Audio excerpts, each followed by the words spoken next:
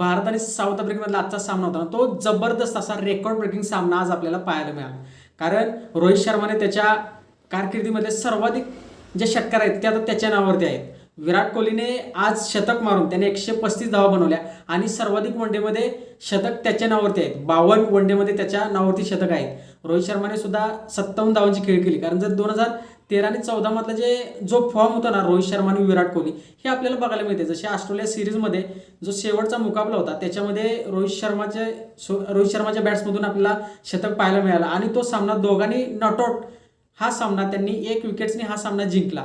ज्या पद्धतीने आपण रोहित शर्मा आणि विराट कोहलीना आधीच्या मॅचेसमध्ये म्हणजे 5 ते 6 वर्षापासून त्यांना बघत होता ना, ते आत्ता आपल्याला त्या दोघांच्याकडून बघायला मिळते. कारण हे त्यांच्या कारकिर्दीमध्ये म्हणजे जी त्यांची आत्ताची जी कंडिशन आहे ना, त्याच्यामध्ये हे खूप त्यांच्यासाठी हा एक म्हणजे पॉझिटिव्ह व्ह्यू आहे. कारण त्यांचे जे चाहते आहेत त्यांच्यासाठी सुद्धा ही खूप छान म्हणजे त्यांच्यासाठी एक आनंदाची जी बातमी आहे.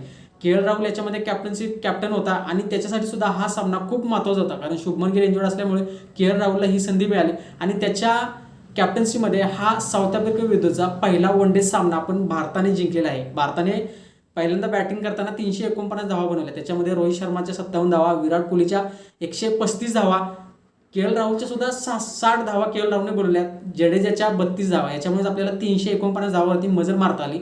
आणि साऊथ आफ्रिकेची त्यांच्याबद्दल जर बोलायचं म्हटलं तर त्यांचे सुरुवातीचे जे फलंदाज आहेत त्यांना चांगली अशी कामगिरी करता आली नाही. पण त्यांचे जे खालच्या फळीतले जे फलंदाज होते त्यांनी खूप छान अशी कामगिरी केली आणि त्यांना 332 धावापर्यंत मजल मारता आली आणि हा सामना भारताने 17 धावांनी जिंकला.